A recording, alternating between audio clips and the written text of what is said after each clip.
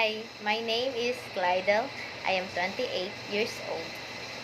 In 2016, I graduated from Pangasinan State University where I earned my bachelor degree in Science in Agriculture. I have more than 4-year experience in poultry farming.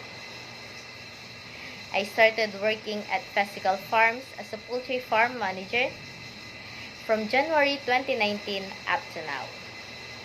It was a tunnel ventilated building with a capacity of 108,000 birds.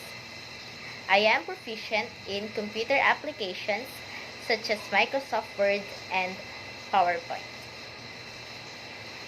I am honest, responsible, obedient, and loving individual, especially when taking care of living animals. Thank you for taking a time for watching my video introduction. Have a fantastic day.